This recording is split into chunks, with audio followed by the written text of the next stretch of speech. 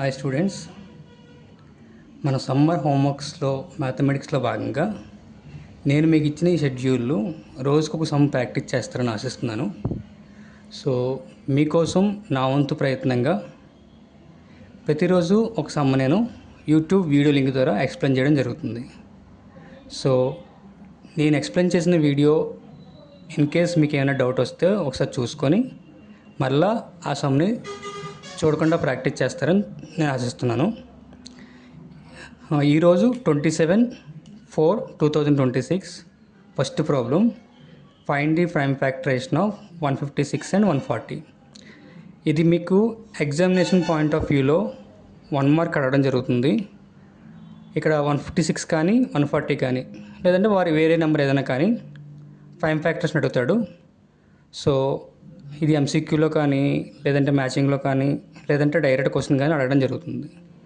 So జాగ్రత్తగా వినండి, తర్వాత చూడకుండా చేయడానికి ప్రయత్నించండి. So find the prime factorization of 156 and 140.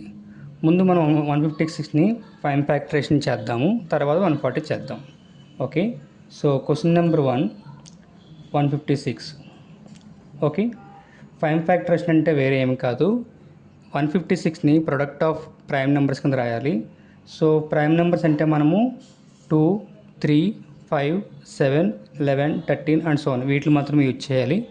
So ఇందులో మొదటగా మనము 156ని నేను 2తో చేస్తున్నాను. ఓకే, మీరు కావాల్సిన రఫ్ వర్క్ యూజ్ చేసుకోవచ్చు. సో 156ని 2తో డివైడ్ చేసుకోండి. ఓకే, సో 2 టేబుల్ 156లో 2 7s are 14. Okay, so 1 remainder 6 కిందకి వస్తుంది. 2 8s are 16. So remainder 0. అంటే మనకి ఇక్కడికి వచ్చిన కోఎఫిషియంట్ ఏంటి? 78. సేమ్ మరలా ఈ 78 అనేది 2తో డివిజన్ అవుతుంది కాబట్టి మరలా 2తో చేయండి. ఓకే, సో మనం డైరెక్ట్గా చేసుకున్న పర్లేదు, లేదంటే మీకు కావాలంటే ఇక్కడ డివిజన్ చేసుకోండి. 2 టేబుల్లో 7 3 times, 2 3s are 6, remainder 1 18, 2 9s are 18. So remainder 0. So 39 times divide అవుతుంది. సో 13 అనేది 2 టేబుల్లో అవ్వదు కాబట్టి నెక్స్ట్ వేరే టేబుల్ ట్రై చేద్దాం. సో 3 టేబుల్లో 13, 3 12s are 3 13s are 39. So ఇంక 13 వే టేబుల్లో అవ్వదు కాబట్టి సో మనం ఇక్కడ ఈ ఫ్యాక్టర్స్ని ఆ డివిజన్ ఆపవచ్చు. సో 156ని ప్రైమ్ ఫ్యాక్టరైజేషన్ కింద రాయగలంటే so 156 is equals to 2 into 2 into 3 into 13. అర్థమైంది కదా? చాలా సింపుల్ కదా, ఏమీ లేదు.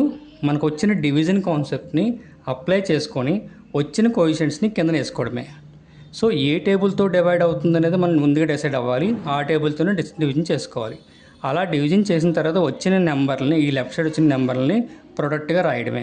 ప్రొడక్ట్ ఆఫ్ ప్రైమ్ నెంబర్స్ కింద రాయగలగడాన్నే ప్రైమ్ ఫ్యాక్టరైజేషన్ అంటాం. ఓకే, ఇప్పుడు సెకండ్ సమ్ చేద్దాం.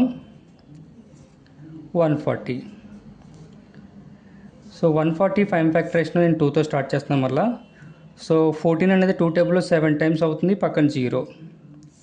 ఓకే, మళ్ళీ 2 టేబుల్తో డివైడ్ చేస్తే 2 3s are 6, 1 రిమైండర్ ఉంటుంది, 0 10, 2 5s are 10.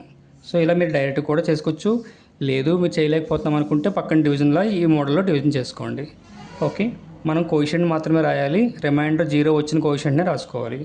నెక్స్ట్ 5 టేబుల్ తీసుకుంటున్నాను, 5 7s are 35. సో ఇక్కడితో మనకు డివిజన్ ఎండ్ అవుతుంది. ఓకే, సో 140ని సో 2 into 2 into 5 into 7 రాసుకోవచ్చు. సో 140 యొక్క ప్రైమ్ ఫ్యాక్టరైజేషన్ ఏమవుద్ది? 2 into 2 5 into 7. సో ఇలా రాయడానికి మనకి మ్యాక్సిమం 1 మార్క్ క్వశ్చన్ కింద అడుగుతారు.